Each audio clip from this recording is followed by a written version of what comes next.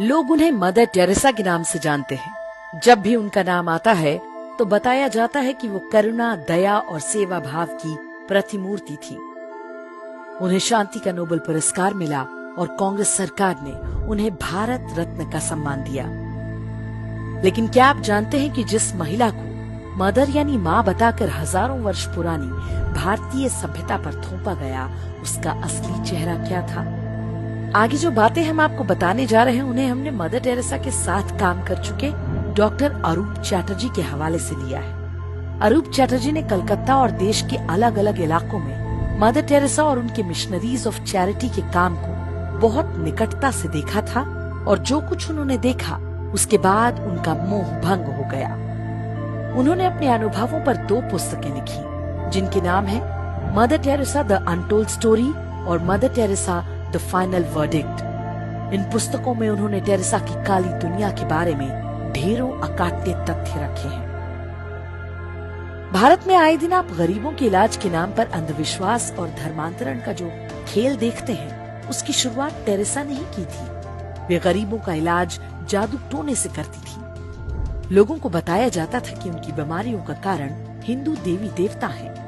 Teresa दुनिया भर से गरीबों के नाम पर फंड लाती थी, लेकिन कलकत्ता में उन्होंने एक भी ढंग का अस्पताल नहीं बनवाया। टेरेसा की संस्था मिशनरी ऑफ चैरिटी के सेंटर्स में गरीबों पर नई दवाइयों के परीक्षण कराए जाते थे, यानी मजबूर लोगों को गिनी पिग बनाया जाता था। कई बार उन लोगों की मौत हो जाया करती थी। टेरेसा कहती थी कि जीसस ने उन्हें अपने पास बुला लिया। लेकिन वर्ष 1991 में मदर टेरेसा खुद बीमार हुई तो अमेरिका के कैलिफोर्निया के अस्पताल में जाकर इलाज करवाया। टेरेसा के सेंटर जीवन से अधिक मृत्यु की जगह बन गए थे। वहां लाए जाने वालों को मरने के लिए छोड़ दिया जाता था। वर्ष 1992 में मेडिकल जर्नल लैंसेट के संपादक रॉबिन फॉक्स ने लिखा कि मिशनरी ऑफ चैरिटी के सेंटर्स में साधारण पेन किलर दवाएं तक नहीं होती। मामूली मरीजों को भी एहसास दिलाया जाता था कि वो बस कुछ दिन के मेहमान हैं और उनके कष्टों का कारण उनका पिछला धर्म यानी हिंदू होना है। उपचार न मिलने के कारण हर दिन बड़ी संख्या में लोगों की मौत होती थी, जबकि उन्हें सामान्य दवाओं और देखभाल से ठीक किया जा सकता था। मिशनरी ऑफ चैरिटी के सेंटर्स में उन्हीं गरीबों को खाना दिया जाता था जो ईसाई बनना स्वीकार करते थे। डॉक्टर अरूप चैटर्जी ने बताया कि कोलकाता सेंटर में मात्र 300 लोगों के लिए खाना बनता था, लेकिन टेरेसा प्रचार करती थी कि वे हर दिन हजारों लोगों का पेट भर रही हैं। टेरेसा जिन गरीबों के बच्चों को अपने सेंटर्स में लेती थी, उनके माँ बाप से एक फॉर्म भरवाया जाता था कि अब उनका अपने बच्चे पर कोई दावा नहीं होगा। कुछ को यूरोप भेज दिया जाता था, जिनका बाद में कोई रिकॉर्ड नहीं मिला। आज भी टेरेसा के सेंटर्स पे बच्चे चोरी करने और उन्हें अवैध तरीके से बेचने के आरोप लगते रहते हैं। आरोप है कि बच्चे बेचना टेरेसा की कमाई का एक बड़ा माध्यम हुआ करता था। वर्ष 1992 में टेरेसा ने खुद दावा किया कि मैंने अब तक 29,000 हिंदुओं को ईसाई बनाया है। ये सारा काम मानवता और सहायता की आड़ में किया गया। उस दौर में देश में कांग्रेस और वामपंथी दलों की सरकारें हुआ करती थीं, जो टेरेसा के मिशनरी नेटवर्क को भरपूर सहायता दिया करती थीं। उनके अवैध कामों पर कभी कोई रोक टोक नहीं की गई। पादरी डोनाल्ड मगवायर मदर टेरेसा का आध्यात्मिक सलाहकार हुआ करता था। उस पर 11 साल के एक लड़के की यौन शोषण का आरोप लगा, लेकिन टेरेसा के समर्थन से वो छूट गया। टेरेसा एकमात्र ऐसी भारत रत्न है जिन्होंने देश को तोड़ने का षड्यंत्र भी रचा था। पूर्वोत्तर के राज्यों में अलगाववाद का बीज टेरेसा नाम की इस कथित संत ने ही बोया था। वे नॉर्थ ईस्ट को अलग ईसाई देश बनाना चाहती थी। उनका मानना था कि यीशु के निकट आने के कारण भारत सरकार वहाँ के लोगों की दुश्मन बन गई है। इंदिरा गांधी ने टेरेसा की गतिविधियों को सबसे अधिक बढ़ावा दिया।